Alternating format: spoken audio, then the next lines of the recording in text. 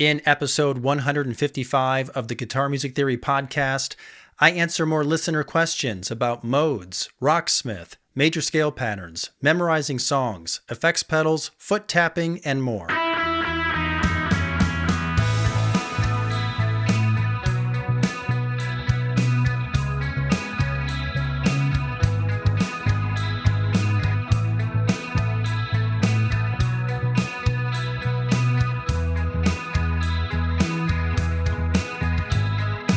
Greetings, guitar engineers. Welcome to the Guitar Music Theory podcast.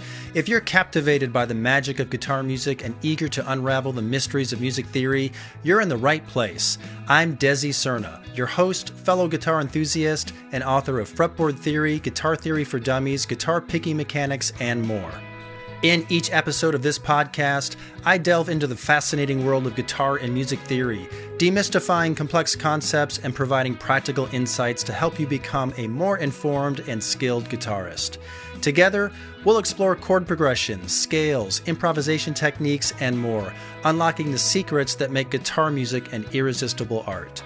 Today, in episode 155, I answer listener questions about modes, the game Rocksmith, major scale patterns, memorizing songs, effects pedals, foot tapping, and the song You Oughta Know by Alanis Morissette. It's going to be a great discussion, but before we get started, what do you specifically need to do right now in order to become a better guitarist? Go to my website, guitarmusictheory.com. Answer the question I ask you about your playing, and I'll send you free custom video instruction that is calibrated to your current level. Whether you're a beginner still needing to learn the basics, or you need help with bar chords, finger picking, lead guitar, worship music, or you want to delve deeply into music theory, I have a free course for you. I can put you on a plan to fill gaps in your knowledge so you become a better player, have more fun, and you can reach your music goals. So enroll in your free video course now at guitarmusictheory.com. You can click on the link in the podcast show notes. Well, thanks for joining me today, guitar engineers. We will dive into our first listener question in just a moment.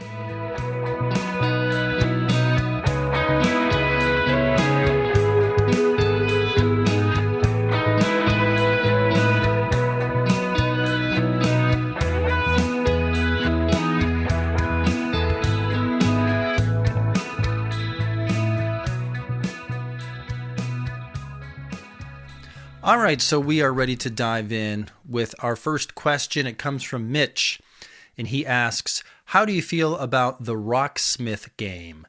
Is it a helpful way to learn how to play guitar? Well, Mitch, Rocksmith is similar to Guitar Hero, except you use an actual guitar instead of like a game controller. And so you're following graphics on the screen, and you're trying to play something on the fretboard to correspond to the prompts on the screen and that sort of thing. So here's the deal. It's still just a game.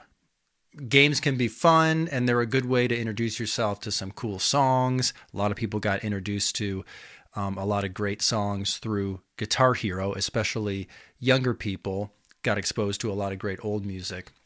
However, I don't think that these types of games are the best way to learn how to play guitar. They're not. I'm just going to come out and say that they're not. Regardless of what the makers of Rocksmith and other games say, you're not really learning how to play guitar. You're actually learning how to play a game that either involves a guitar or involves a controller that looks like a guitar and uses movements that are similar to guitar, but you're not actually learning how to play guitar. So I would say that if you enjoy playing games like Rocksmith or Guitar Hero or something similar, then certainly keep playing them because they are fun, and you can get introduced to music. And perhaps, maybe some things, timing, I'm not sure. It's still different when you're following visual prompts on a screen. That's different than really learning how to feel the pulse of a piece of music, internalize that, and develop a real sense of timing, musical timing. But if you enjoy the games, then go ahead and play them. But if you actually want to learn how to play guitar for real, then you need to get on a real guitar learning program like the free Beginner Guitar 101 course I offer on my guitarmusictheory.com website. And I would follow the suggestions that I give you once you're enrolled, where I talk about, building a repertoire of familiar songs, learning how to strum along with real songs like you're part of the band, keep in time with the music, follow all of the changes through the song form from verse to chorus and so on. And I also really encourage you to use some charts and diagrams to teach yourself the song, but then look away from that stuff and learn how to play from memory, from feel, hand memory, muscle memory rather. Look at the fretboard and play like a real player. Don't look at your charts. Don't look at your don't look at tablature after you've learned an initial part. And certainly, you're not really playing music if you're actually just watching a screen with a bunch of graphics and video prompts telling you where to place a finger or pluck something like that. So, all right. Long story short, games can be fun. They can introduce you to some neat things, but they're not actually training you how to be a real musician and a real guitar player, no matter what they claim. So if you enjoy them, use them. But if you really want to play guitar, then you need to spend time without playing those games and actually playing real music. Head to the website and I'll help you. As I think about this more, I'm thinking about how I was never a video gamer. Even growing up as a kid, I dabbled here and there, but most kids love to play video games, and I just never got into it. So while kids were just like getting into Nintendo and yes, I'm that old. I preferred to just sit and play my guitar for hours. So what does that tell you? It tells you that we're moving on to the next question. Mike asks, have you produced any videos or written information on how to use chord progressions for the various modes? Guitarists so often focus on lead guitar when playing modally. I want to learn how to write chord progressions for the various modes. Yes, sir, Mike. I absolutely talk about chord progressions. I teach modes in my book, Fretboard Theory, Chapter 8, and then I also have a full-blown video course, Fretboard Theory video course, and I cover that in the same chapter, Chapter 8, on my website. And I demonstrate chord progressions first when I introduce each mode, and then I talk about playing over them. I think it's always best to start with chords and understanding the music that way before playing the scale patterns. So I'm logged into my member area here. I'm looking at the video version of Fretboard Theory, Chapter 8. So I'm looking at what someone who would purchase this video course would look at. And so, for example, when I introduce Ionian mode, which is the first mode of the major scale, so think about G major scale, for example, and all of its chords. If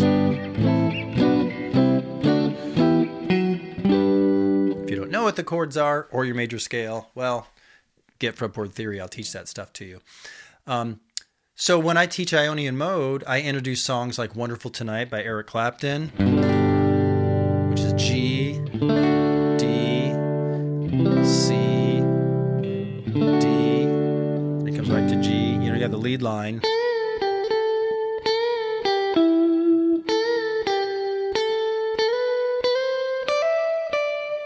But I teach you the chord progression, and I show you how this is 1, 5, 1, 5, 4, 5. In the key of G, that's the chord progression by number. And I explain that the G chord is being used as the tonic pitch, the tonic chord. That's the home base of the music. So our ear is hearing the scale revolve around that particular scale degree, and it creates the sound we know as Ionian mode. And I give you many other examples in various songs and various keys and stuff. And then when we move on to like the second mode, Dorian, that's when you use the major scale, but you're now using its second degree. In this case, it would be A. We're using that as our primary pitch here. Good example of this would be like the solo section of Light My Fire by The Doors. It's got a progression that uses A minor 7 and B minor 7.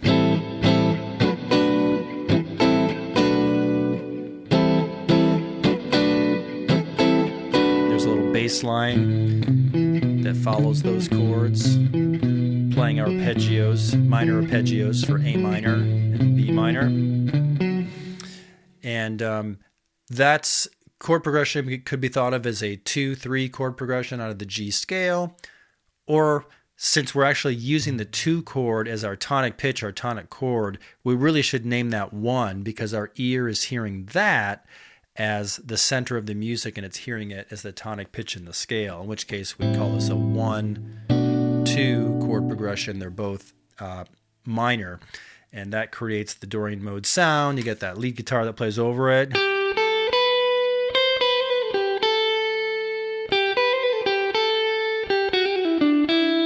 If I can remember it.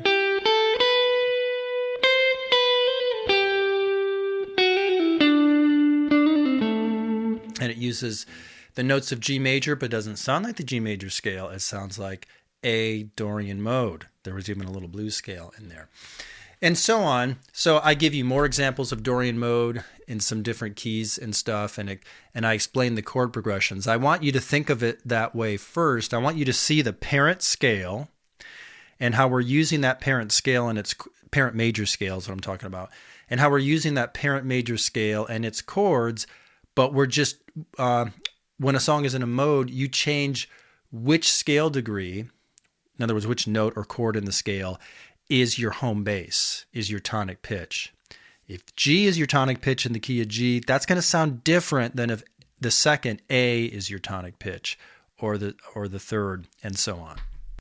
So you can see Fretboard Theory Chapter 8. You can get the books on Amazon, or if you're more of a video learner, you can buy the full-blown video version at my website, guitarmusictheory.com. And it's very popular. I get tons of great feedback on it. I just replied to an email today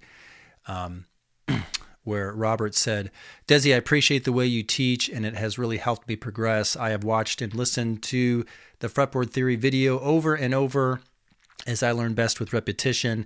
Each time I watch or listen, I pick up something new, and it solidifies things in my brain. Many thanks. Well, thanks, Robert. Glad that Fretboard Theory is working for you. And we're going to move on to my next podcast question. It comes from Trent, and he says, I've been enjoying your Lead Guitar Improv 101 class. I've been learning something new every week. I'm not sure if you plan to cover this later in the course, but I had a question for you when it comes to memorizing major scale patterns. I have memorized the 5 major scale patterns associated with the caged system, but realized when watching your Fretboard Theory course that it would be helpful to know the 7 3-note per string patterns as well.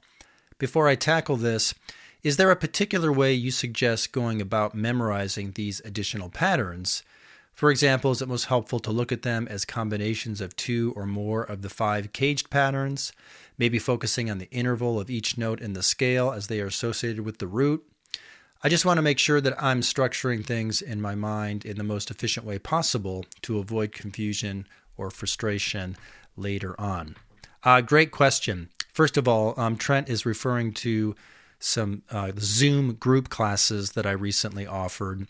I did a 6-week Zoom group class called Lead Guitar Improv 101, where I took people who were beyond the basics and knew the basics of playing lead and stuff, but really wanted to learn how pro players improvise and what that process is like, and how to build a repertoire of licks and phrases and play over music without sounding like you're just playing up and down scales. And so we took some guitar licks from some familiar songs, and then I showed people how to use that as a theme for improvisation and play over other tracks and that sort of thing. And we looked at minor pentatonic and major scales and minor scales and chord tone soloing and stuff by the Beatles and Pink Floyd. And it was a lot of fun. And I do plan on offering that Zoom group class again. And the best way to be informed on that is through my mailing list. So if you're not already on my email list, just head over to the website and either enroll in any one of the free courses I offer, or just click the link to subscribe to the email list, and then you'll get notified when I offer cool stuff like that. All right, so back to Trent's question.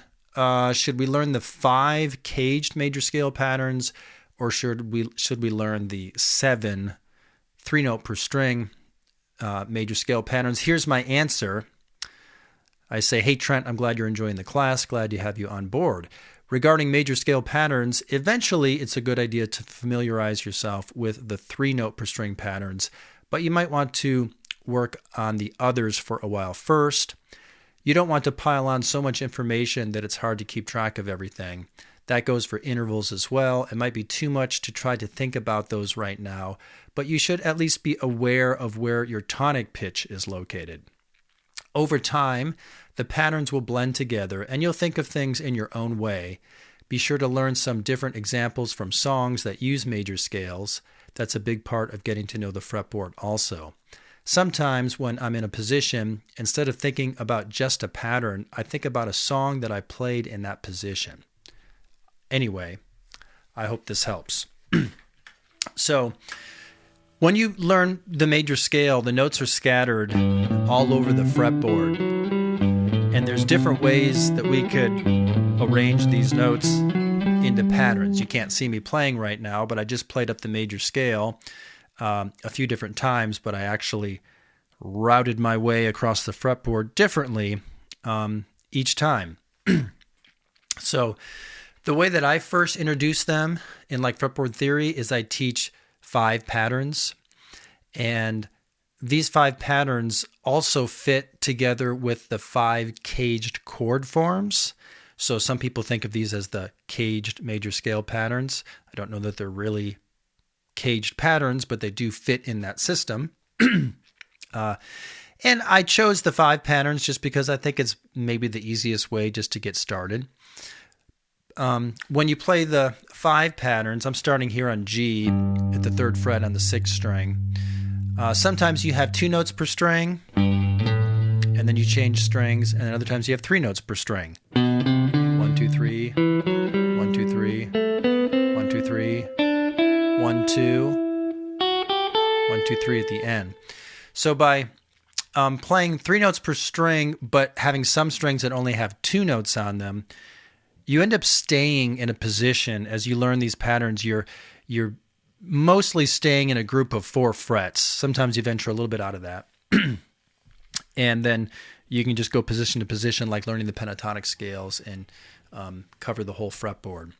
When you play the 3-note per string patterns, you're always going to play 3 notes per string. So if I start on that same G, I'm going to play the first 3 notes in the scale, G, A, and B, all on the 6th string. And then I go to the next string and play 3. And so on. 3, 3, 3, 3.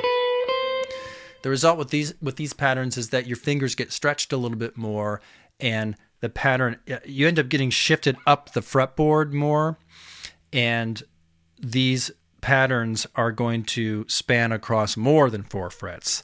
I mean, in this case, they span 1, 2, 3, 4, 5, 6 frets in total here, actually. And there's more of these patterns. You can actually start on every single note in the major scale and then play 3 notes per string from there. If I start on the 2nd note, A,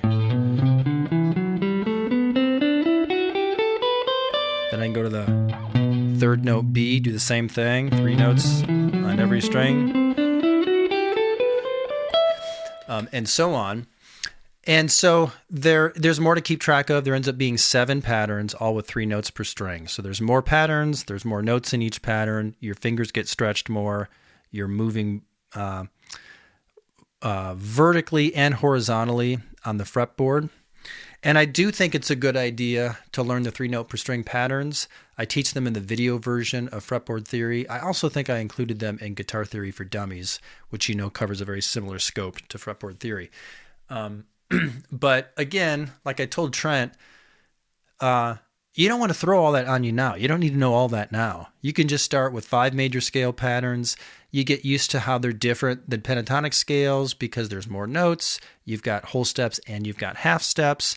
And then what you want to do is learn some songs that use the major scales so you can see how the patterns actually get used in music, right? So learn something like, and I reference songs in my books and in my video course for that reason. I've got links in the video version to take you either to another lesson that teaches a portion of a song or something, or a YouTube video or something, just so you know where you can take your G major scale patterns and use them to play an actual piece of music. So that's a super important part of learning how to use major scales, because then over time you see like which patterns and positions are used the most when you're playing a riff or a melody from a song.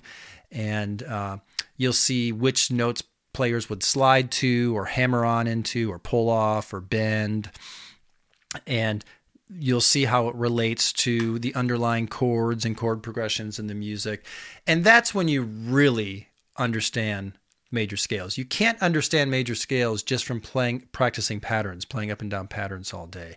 You have to understand how they're actually used in songs to play musical parts. So that's why I reference so many songs. That's why I've got, free lessons on YouTube and stuff like that get you started with playing some parts from songs and that sort of thing. So follow through, and eventually you'll get used to those 5 major scale patterns, and then you can introduce yourself to the 7 3-note per string patterns. And then as you continue to play music, you're going to see how something might be thought of better in one pattern over the other, and so on. But eventually, it all just kind of comes together in your own way. All right. Hey, I'm going to take a quick break so we can hear from one of our sponsors.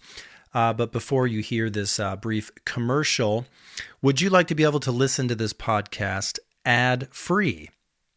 Or would you like to have some additional resources made available to you? I've had people ask that they would love to subscribe so they could support the podcast financially, but also they've requested that maybe I could provide some tablature or some additional resources or some video clips or something to supplement this audio-only podcast.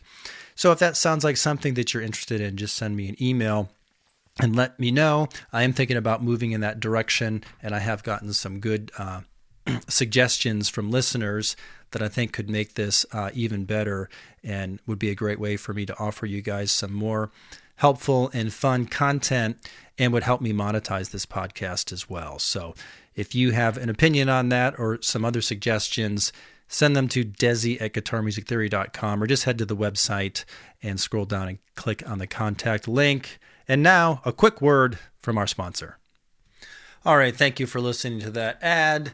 Now we're back to today's podcast episode. And the next question comes from Lee, and he says, Desi, I'm working on learning songs like you suggest. You say that I need to commit songs to memory. Of the songs that I have worked on so far, I can play along to the original song from memory, kind of. I find that I sometimes need to take musical cues from the drum part, lyrics, and so on to remind me when the song is about to change into a different section. I was wondering if you think I need to be able to play along with the original song without taking cues from the music track. My answer is no, Lee. That's what most people do. So it sounds like you're doing things perfectly. I want you to play along with the music, listen to the other instruments and vocals, and take cues that way. That's the way that you do it. And in some of my training courses, I teach you how to internalize that pulse, think about groups of 4 and 8 bars of music, and I explain how typically, a verse or a chorus is going to follow that pattern. I point out things like, listen to a drum fill that might cue you that you're transitioning to a next section. Sometimes it's subtle. Sometimes towards the end of a verse or something, the drummer will just start to gradually open his hi-hats so they sound more and more sloshy, and that's just creating just building into the next section. Sometimes I teach how if I don't have other cues like that I can follow, like I listen to certain keywords or something, like I know that, okay, when the singer says this line, I know that it goes into the chorus after that, So it's very good to listen to other things and take cues that way. That's an important part of learning the song. So generally speaking, yeah, that's what I want people to do. I think you should play along with the song and do that. Now, if you go to play along with the backing track, okay, things might be different. Maybe the backing track is not exactly like the original recording. So maybe something that you were cueing in on is not there anymore. So you might have to listen to that a little differently. Or if you go to play with a band or something, you're preparing to go play with with your buddies in a garage band or something, a block party, or you're going to go down and play a bar once a month or something like that. Now we have a different situation here because you can't always rely on the other musicians playing things exactly like it was in the original recording. And so sometimes you miss your cues and you can get off. And this is where it becomes important to for musicians to know how to cue other people. A lot of this is on a drummer too, honestly. Drummers have a way to build into sections and into transitions and stuff like that. So a good drummer is not only playing a beat that works for the music and has good timing and everything, but their dynamics help lead a band. Other instruments can do this too. Guitars, there's ways that guitars do this too, or even bass players can do this too, with their dynamics, that where some, things are changing at the end of a section. Maybe the bass player has switched to playing eighth notes because it's an indication that we're building and we're heading into the chorus or something like that. So when you're playing with other musicians, it's helpful if they are good enough on their instruments that they know how to help lead people like this. So, and then while it's not necessary that you're able to maybe play your part with a song unaccompanied without the song on and play it by memory, that certainly wouldn't hurt. And sometimes I've needed to do that because I knew I was going into situations where I probably wouldn't be able to rely on the song being performed like the original recording, or I wouldn't be able to rely on the other musicians cueing me. And so I had to come up with ways to rehearse the song on my own to make sure that I knew for sure how long that intro was and when that part ends and I start the verse, or how long that verse is and when that part ends and I go to the chorus or the bridge, and so on. So I would say, though, if you're just a learner, you're in that beginner to intermediate phase and you're just learning songs and how to play and that sort of thing, maybe you don't need to worry about some of those other things that I just talked about. I might go through that extra prep if I had gotten hired to play someone's wedding and it's this Saturday and they had some special songs that they requested and I wanted to learn my parts. And I knew that we didn't really have much time to rehearse. And so I wanted to come in there and just make sure that I was prepared, no matter how prepared the other musicians were. Of course, in that situation, I might end up using a chart anyway with some notes. But anyway, if you're just learning, you're a beginner, intermediate, I typically just have students just play along with that original recording and listen to some cues there and just pretend like you're part of the band. I'm moving on to the next question, and I hope I pronounced this name correctly. This is from Oughta Know. And this person says, "Hi, Desi. Your course is awesome. Just had a quick question. What pedals do you use for your electric guitar? I wanted to buy some, but they seem expensive. Do you know any cheap but good quality pedals by chance?" Well, I responded to Oughta Know and asked what kind of amp they were using. And they said Fender Frontman 10G electric guitar amplifier.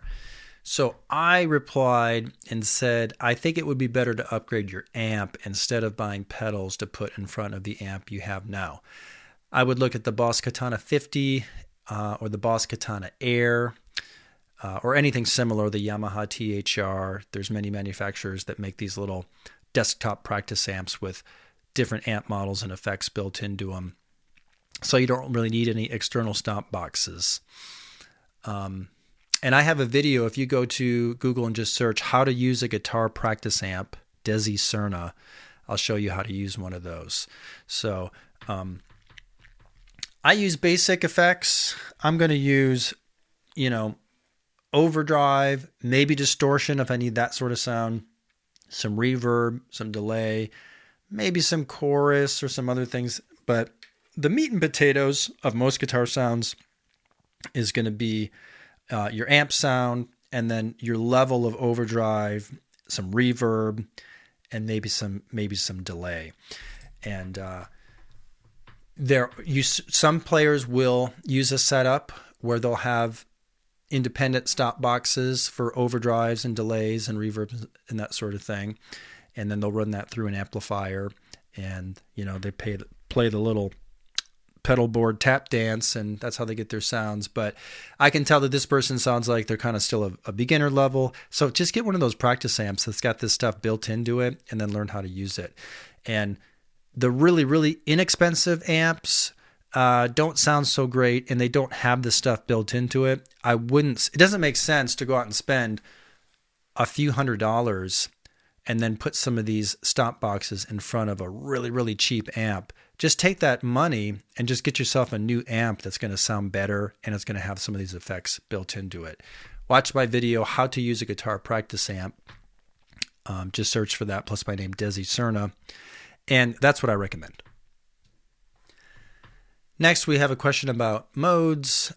This comes from Terry, and he says, "Hi, Desi. Hope all is well with you, and thank you for all of the great lessons. You've improved my understanding of music theory tremendously. Your explanation of the cage system and chord progressions really opened my eyes. However, I have a question on modes. When playing all the different modes in, say, G major, how do you know which pentatonic scale to use playing all the different modes? How do you know which pentatonic scales to use over the different G major scales in the different modes? This changes with every mode, the key of G or whatever key you're in, correct?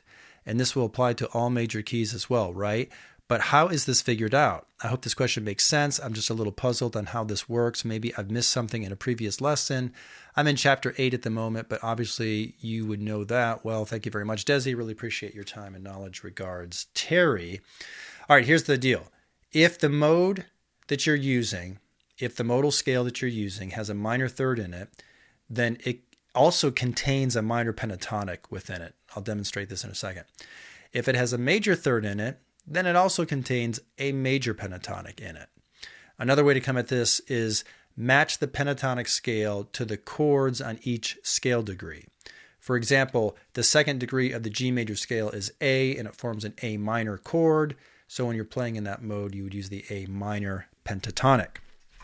All right, let me play here for a minute. So we'll use G since I like to use G, and he mentioned G. So there's 7 degrees of the G major scale. There's 7 chords. Any one of those degrees could be used as my tonic pitch. The music does not necessarily have to focus on the 1 chord G. It could focus on the 2 chord A minor. Like the example I played previously, Light My Fire by the Doors.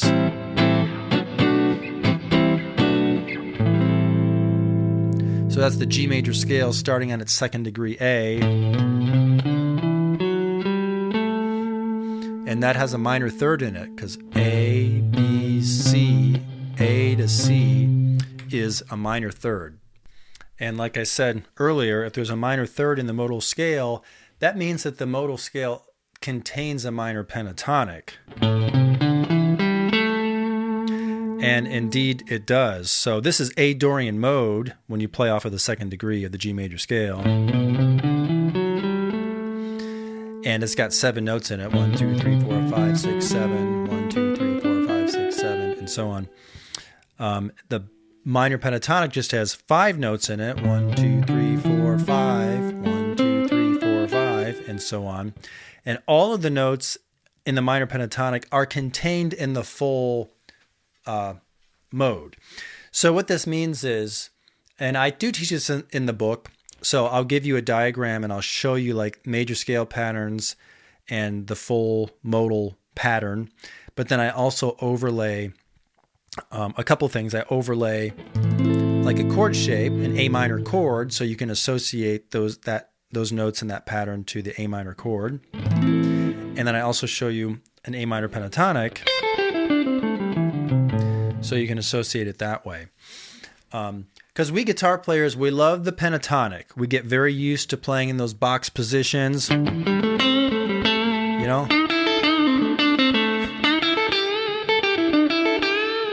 We get used to all those little licks we play in the pentatonic. But in order to get the modal sound, well, you're going to need to put the half steps in there. So you need to get the...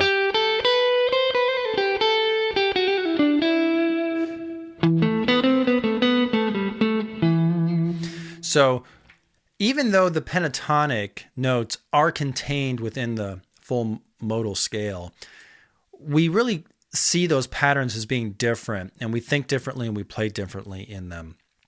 Because some people would say, well, why do you need to bother with the pentatonic at all? Why not just learn the full modal scale since it contains the minor pentatonic notes? And again, because that's kind of like saying, well, if a G major 9 has all the notes of a G major chord plus the 7th plus the 9th, why not just learn G major 9 chords all over the fretboard? And then you also know G major chords because they are contained in there. No, it doesn't really work that way. We visualize and finger G major chords differently than we do G major 7 chords or G major 9 chords, okay? So yeah, technically a G major 7 contains the notes of a G major chord, a G major 9 contains the notes of a G major chord and a G major 7, but we have to separate them and work with them separately, and then we can put them together. So same with scales. So it's good to know when you can riff and jam on the pentatonic, and then where you can add in extra notes and get that half step movement that's going to complete the full modal scale and give you the defining characteristic sound of that mode. So the question is, well, how do you know how to do that? It's actually pretty simple. So if you're playing Ionian mode, playing out for the first scale degree, in this case G, it's G major. If you play all the notes of the major scale, it's the G major scale, also known as Ionian mode. And you can also play G major pentatonic. Put them together that way. When you go to the second mode, it's based on A minor, so you play A minor pentatonic along with the notes from the parent scale.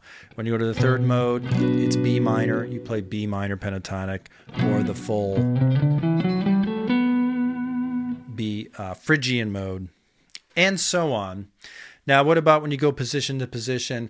Well, this is like, but you're staying in one mode. Like, if I'm in A Dorian mode here at the 5th fret, you might think, well, that's easy. I can think of that first pentatonic pattern.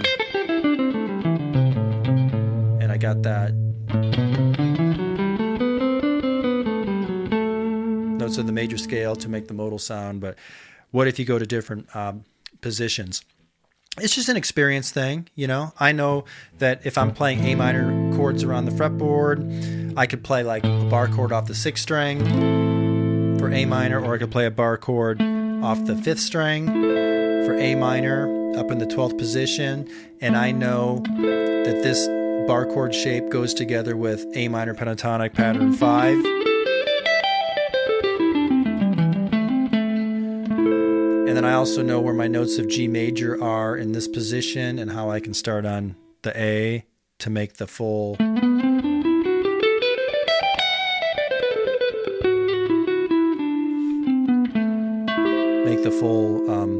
modal sound. So I do see those as separate things. I see the chord, I see the pentatonic, and then I see filling in notes of that pentatonic to make a complete major scale pattern, or in this case, a complete modal pattern. So this is just something you pick up on over time. I'm going to sound like a broken record here, but songs really help solidify this stuff. So you don't want to just learn technically what the A Dorian mode is. You want to follow my suggestions to play a portion of Light My Fire by The Doors. Look at the way those arpeggios are used with the chords. Look look at that lead line.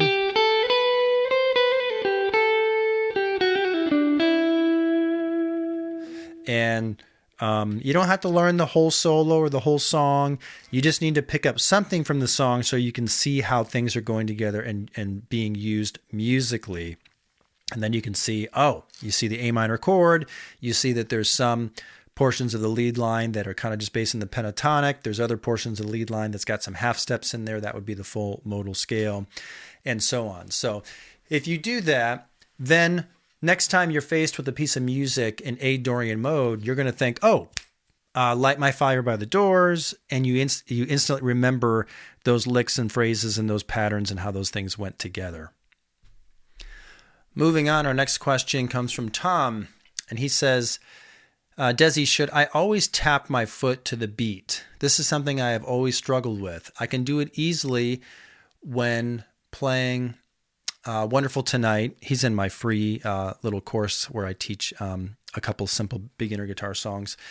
And he says, I can play Wonderful Tonight and I can tap on the quarter notes, but I struggle when I use the strum pattern because it's a bit more complicated and involves upstrokes and so on.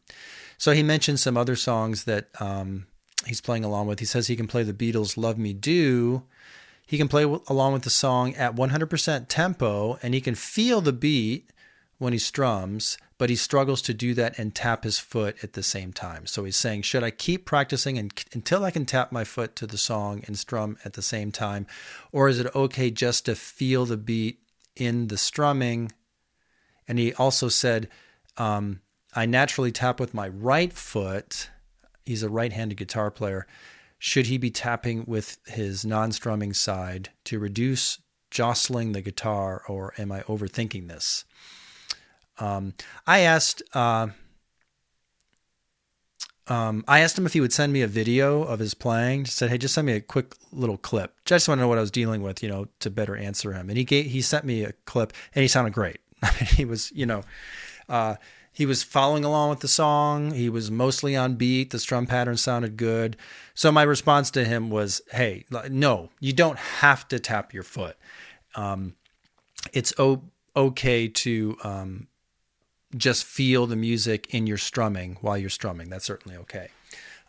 But don't give up on the foot tap, because I think the foot tap does play a role in us learning how to internalize the pulse of a piece of music. And with some things at some point, it's really helpful. The foot tap can be really helpful, especially when you get into syncopated rhythms and stuff like that. If I'm playing something and, something funky,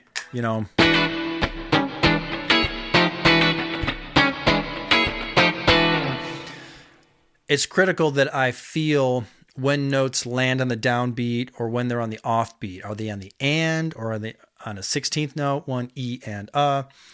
And so I don't always tap my foot when I play, but I can, and it's something that I have focused on doing, particularly at times when I needed it. So there's certain times when the only way I can really get the rhythm of something right, maybe I need to remember, when a chord change happens, or when there's a special break, or when there's a special accent. And sometimes I know that, okay, it comes right after, I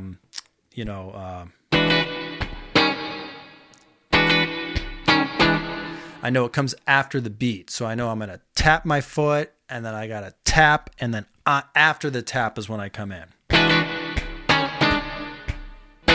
Tap, tap, stuff like that. So my answer is no, you don't have to tap your foot. If you can, especially if you're a beginner and stuff, if you've got the rhythm in your hand and you're strumming and keeping up with the music, then you're doing great. It's not a rule that you should always be tapping your foot, but it is something just to keep in mind, and you will get better at that over time. Don't let it get in the way right now. If it's making things too complicated and so you can't play the songs that you're learning and stuff like that, then just avoid it. But I would say come back to it here and there and see if you don't get better at it at time. There is value in learning how to keep a steady pulse with your foot. and then learning how the rhythms of what you play, how they relate to that when your hand connects with a downbeat with your foot, or when it comes after that and it's on an upbeat, and so on. Now, in terms of which foot should you use to tap, gosh, I never thought about it. I'm tapping with my left foot. I'm right-handed. The guitar's resting on my right leg, and I'm tapping with that. I'm tapping on this block too, so you guys can hear me. I'm not sure that it really matters. Certainly, if you're standing up and using a guitar strap, you don't need to worry about that right leg interfering with jostling the guitar around or anything like that. So, yeah, I'm not sure that it matters. I think that if I'm not thinking about it, I tap with both. Sometimes I actually just tap my heel of my foot, not my toe. That's what I'm doing right now. I'm tapping my right heel, But I have this little block set to the left of me here in my little setup. And I usually, when I'm doing a lesson or something, I tap with my left foot just because it was more convenient for me to place this block on that side. And maybe because I didn't want to interfere. I didn't want it jostling my guitar, particularly in a video where I'm trying to keep still, an instructional video. So. Got a question from Andrew. He says, do you have any books or videos that cater to left-handed guitarists? Well, I'll get an easy answer for this one. No. I do get this question every now and then. I've gotten it for years. And here's the reality. I'm sorry to the left-handed guitarists out there, but unfortunately, since you're such a minority, I don't think there's any way I could ever get any return on my investment if I created a book or video course that catered to left-handers. I mean, what's the ratio of, right-handed guitarists to left-handed guitarists? If I had to guess, I don't know, 1,000 to 1, 5,000 to 1, 10,000 to 1. So think about that. I don't want to make anyone feel bad, but think about it. If someone publishes a book on playing guitar and they can sell, I don't know, 100 copies a month at $10 a piece or something like that.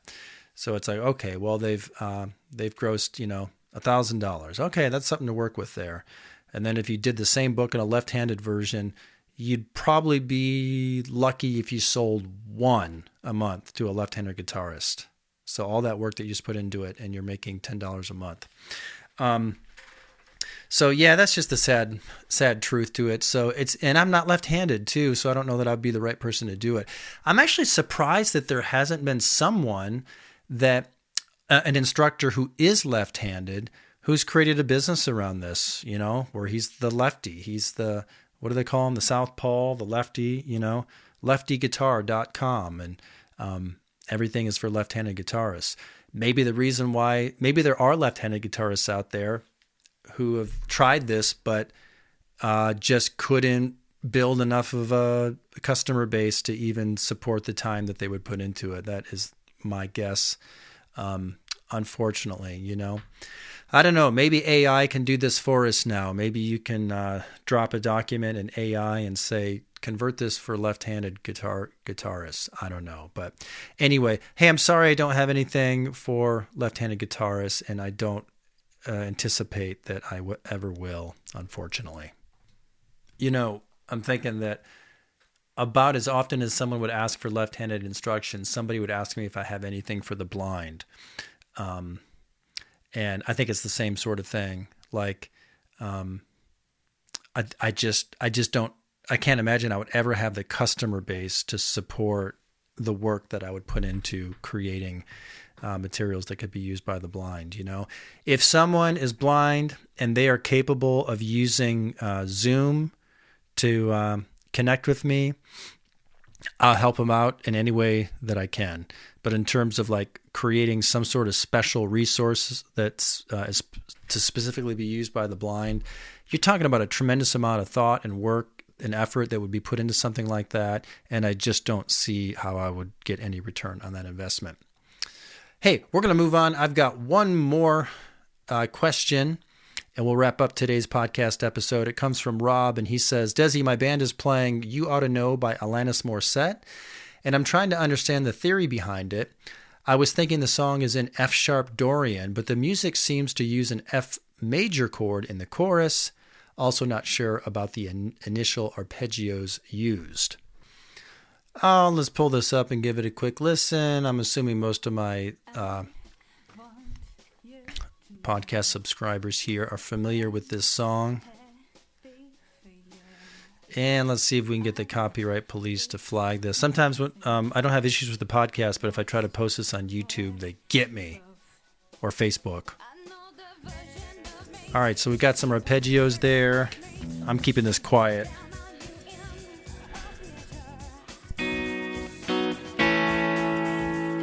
That's like an F minor 7.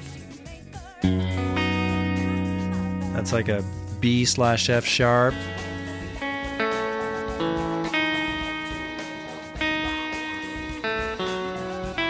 Something like that. All right, I'm going to pull up the music. So you can find the official sheet music at like sheetmusicdirect.com. So I've got it pulled up here. So the music is using a key signature for A major. So that would be the A major scale. And then its relative minor is F sharp minor. So same note starting in the 6th degree is F sharp minor. And this song does start on an F sharp minor or F sharp minor 7 specifically. But then it says it goes to a B/F sharp. And immediately I realize, oh, this is not actually F minor, it's F Dorian mode. Why? Well, because if I was in F natural minor, the B chord would be a B minor, not a B major.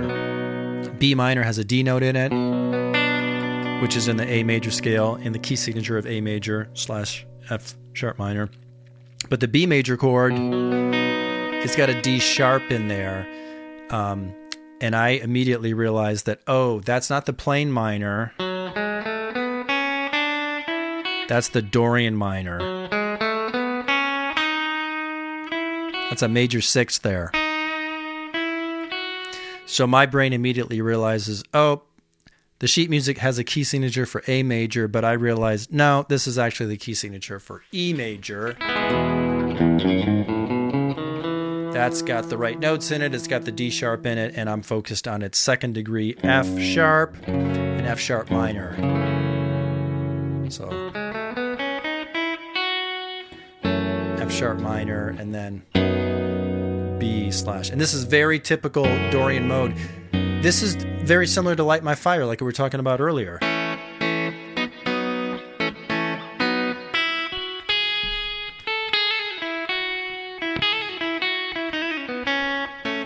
Very similar movement. We're not in the same key, but this is a Dorian mode thing here. And we see that in the arpeggios too, that he asked about. As I'm scrolling through the music here. So this is just part of that F sharp minor chord. And then there's the major 6th added to the chord there. Dead giveaway for Dorian mode. And then I just go up a whole step. Now I'm playing the notes of that B chord. And I add a E on top. That's like making like a B sus 4. So F minor 7. Add the major 6 in there. B sus 4. Very typical Dorian mode chord movement here. And if we jump to the chorus here, well, we're going to get there in a second. Oh, all right, so there's F sharp minor 7. And you move up to that B. Okay, here's the chorus. F sharp, E, A, B, all major, F sharp major, E major, A, B. Okay, well, what's happening here? So we do have a key change in the sense that initially our tonic chord was F sharp minor, but now our tonic chord is F sharp major. So there is a change there. Rob was right. So what's happening here? Well, we've got F sharp major to E, A to B. There isn't a key that has all four of those major chords in them. But I realize, but the E and the A and the B are all from the E major scale. Remember, I realized that F sharp Dorian mode was actually out of the parent scale of E major. So E fits in there, A fits in there, B fits in there, but the F sharp major doesn't. But I see the relationship here. So I see that, okay, the parent major scale for this music, at least so far, and this is all the farther I'm going to go with it, is E major. But then when they get to the chorus, they switch things up with a little surprise, and they play F sharp major chord. But then after that, they're right back into the E scale, using notes and chords right out of the E scale. In the official sheet music, when you get to the chorus, they switch key signatures, and they use the key signature for F sharp major. So let's talk about this. I've been talking about this stuff I've been doing a 6-week Zoom class called Music Theory 101, where I talk more about some traditional stuff like I'm going to get into here for people that are students of the Fretboard Theory program, and they just want to kind of fill in the gaps and just learn some more stuff about music theory here. So if you want to know when I might be offering that Zoom class again, just make sure you're on my email list. So at the beginning of the song, they use a key signature for A major, even though it technically the notes are in E major. And the reason why is because the convention in music is that if a piece of music is based on a major chord, then you notate the music as if it's in that major scale, regardless of whether or not it's in a mode. And the same with a minor chord. If you have a minor chord that's the tonic chord in a piece of music, then you put the key signature for the natural minor scale, regardless of if it's actually in some other minor mode. So at the beginning of this song, it's in F sharp it's in F sharp Dorian mode, but they use the key signature as if it was just in the plain natural minor. So A major and F sharp minor are relative major and minor, and so they use that key signature. But then they had to use an accidental in the music to change that D in the key signature to a D sharp. That's just the way they do it. And then when you get to the chorus, they switched key signatures to F sharp major because they realize, okay, the music seems to be focused now on a tonic chord of F sharp major, so we're going to use the key signature for F sharp major. And then this requires a lot of accidentals because it's not actually using the F sharp major scale. It's actually sticking mainly with notes from the E major scale. So they have to go through there. But that's just the convention. That's how they do it. I understand that, but because I understand music composition and I know my scales and modes and all this stuff, I can look at this piece of music and see that, both sections are actually most closely related to an E major key signature, to those notes and chords. The first part is directly out of it. It's the second mode of E major. The second part is mostly using notes and chords from E major, but they switch that F sharp minor to F sharp major just to give it some variety and just as a little surprise. It kind of brightens up that chorus there a little bit. Now, how would we number this? Initially, when you're going from F sharp minor 7 to a B major, those are chords 2 and 5 out of the E major scale, but it'd be more correct to say this is a 1-4 chord progression because F sharp is really our tonic pitch, so it's 1. Our ear is hearing that as the center and the starting point. And the distance from F sharp to B is a 4th, so that's a 1-4 movement. If you wrote this in Roman numerals, your 1 would be lowercase because it's minor, and your 4 would be uppercase because it's major. Some people say you're an F sharp minor, but you got a major 4 chord. When you get to the chorus, F sharp major, well, that's still 1. That's still our tonic pitch. So the tonic pitch hasn't changed, just the chord qualities have changed. We've gone from minor to major. So we use an uppercase Roman numeral now because it's 1, but it's major. And then I could say, well, then we're in the key of E and we use E, A, and B, and that's 1, 4, 5, and E. But it's more correct to number F sharp as 1 because our ear is hearing that as the center of the music, the center of the scale. In that case, F sharp to E is 1 to flat 7. That's the relationship between F sharp and E. It's a flat 7. F sharp to A is a flat 3rd. And F sharp to B is still a 4th. So the progression in the chorus is best understood as 1, flat 7, flat 3, 4.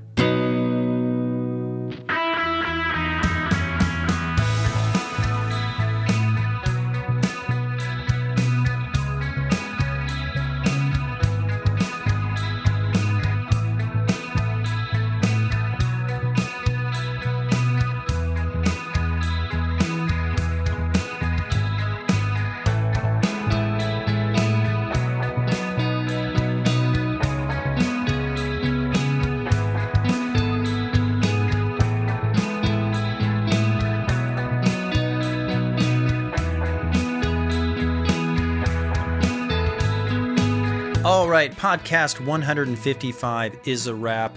If you would like to submit questions that I answer in future episodes like this, just go to guitarmusictheory.com, scroll down, and click on the contact link.